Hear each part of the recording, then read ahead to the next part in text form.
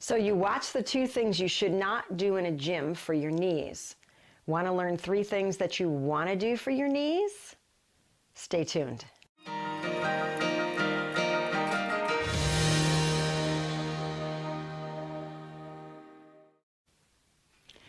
So, you learned the 2 things you don't want to do in a gym, right, for the knees. Let's talk about what we do want to do for the knees. Now, I do have a video out, part 1 and part 2, if you have knee pain when you're walking. So I'm not going to recreate that. What I want to share with you today is 3 really good exercises that will help your knees to function authentically the way they were designed to. So I'm going to show the movements right away because there are some people, I have some friends who tell me, I don't want to hear all the stuff you want to teach. I'm going to fast forward until I get to the movements because I just want to learn the movements. So I encourage those of you who like to learn, make sure you continue watching so that you understand why these movements matter. But for those of you who don't want to wait, here they are. So the first one. You want to make sure your ankles are functioning really well, and I'll explain that in a few minutes, but I'm going to show you the move. If your ankles are not moving well, your knees are going to get stressed and they're not going to be happy. They're going to be very unhappy campers. So, how do we get those ankles to perform properly? You want to be able to go in and out of dorsiflexion because that's required with walking. I'll explain that further shortly. So a nice way to do this would be to kind of go in and out of the motion. So if I step forward, I'm dorsiflexing. See how I keep my heel down and I keep my toes nice and straight. You don't want this to turn out, right?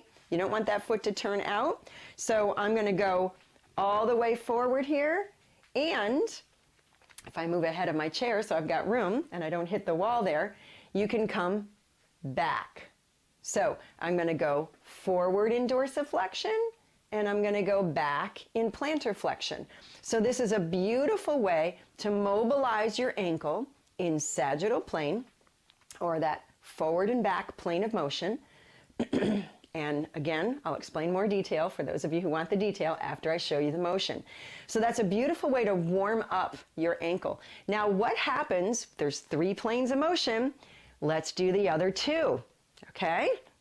So what we're going to do is we're going to step forward and back, but we're going to kind of do it on this diagonal. So I'm going to step forward, in, and back out. So I'll show you from behind so it'll make sense to you. So if I step forward, I'm kind of going on a tightrope, and then when I step back, I'm going out really wide. So now I'm dorsiflexing, but because I'm in, it's creating a motion in my heel that we want in the frontal plane. And when I step back, and I'm doing more plantar flexion, it's also because I'm going wide, it's creating another motion in the heel. So think of it like a diagonal line, right? You're stepping forward like you're on a tightrope or even across it. Not that you'd want to step across a tightrope. You want to be on it if you're on a tightrope, but you're going to step across it. So think of a line straight in front of you and you want to kind of step over it a little bit. You may need to hold on because this may require you to have a little more stability than your body's prepared for. So step forward if you're holding on, step forward, keeping the knee straight and the heel down, and come back and go wide. Again, I'm keeping my knee straight, right? Because if I'm bending my knee, now I'm going to be changing the mechanics of the movement. There are times you do want to bend the knee. Right now we're not going to, okay? So forward narrow, and back wide. All right, now we also want to go forward wide and back narrow. So you're thinking of an X, but you're doing one line at a time, right? So now when I step forward wide, I'm still making sure I get that nice dorsiflexion here. The toes are pointed forward. I'm going to come forward wide. And then I'm going to come back narrow, right? Forward wide, back narrow. So I'm going to explain why those movements matter after this. Okay, so those 3 movements are really important to make sure that your ankle is functioning properly so that your knee is a happy camper. Are there other body parts that are important? Absolutely. And I'm going to do another one that's going to show you 3 movements that your hip is going to want to do to make sure that your knees are happy. Okay? So make sure that if you like this, if you saw value in this, make sure you hit the like button. Please subscribe if you're not a subscriber so you'll get notices of other things that come up. Now I'm going to go into the details. Okay? So the details. Why does the ankle matter for the knee? You have a heel bone. It's called your calcaneus, right? It's the heel bone. And that heel bone kind of rules what happens in your body when you're standing up. If that heel bone isn't doing its job, or if it's not capable, guess what? Nothing above is going to happen at the right time or in the right way. And so now it's going to make your knees unhappy, potentially your hips unhappy, your low back unhappy, even your shoulders and your neck unhappy. So while yes, this can radically impact your knees, it can also radically impact your entire body. So you want that heel bone to be moving out from midline, which is eversion, in toward midline, which is inversion. And when that happens, there's a really cool bone on top of that heel bone called your talus. And that creates what's called a subtalar joint. And that subtalar joint, when it's moving properly, is what triggers everything to happen. But what gets the subtalar joint to move? Your heel bone. Your heel bone has to move out and it has to move in frontal plane. It has to go sideways. Now, because we're not computers, because we're human beings, every movement we make includes more than one plane of motion.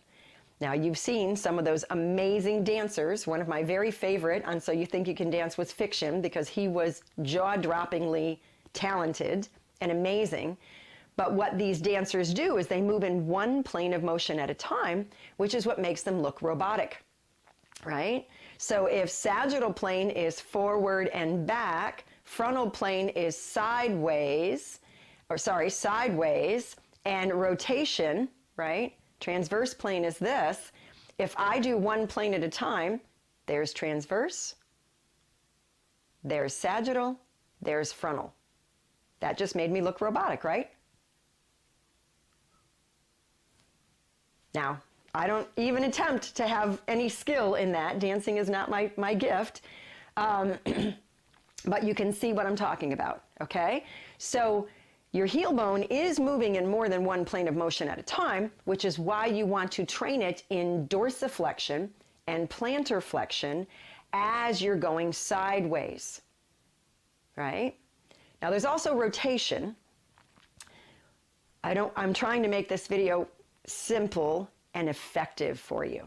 So if you do that forward and back, straight forward and back, and then you go in, when you go in, that's causing your heel bone to go in, to invert. When you go out wide, that's causing your heel bone to evert. So what happens is when your heel bone everts, your subtalar joint rotates down and in, and it unlocks the bony surface of your foot so that you have a nice flexible, shock-absorbing foot. And that's beautiful for walking because we never know what we might step on. We don't know if the surface will be uneven. Will we be on soft grass? Will there be a twig? Will there be a tree root? We don't know. And because it absorbs shock, we're not getting jammed and jarred every time our foot hits the ground. So it's a protective mechanism as well. And then when we really need that foot to be solid and really provide really good support when we go to pick up the other foot, and now all the weight's on that foot, we don't want flexible, we want solid support.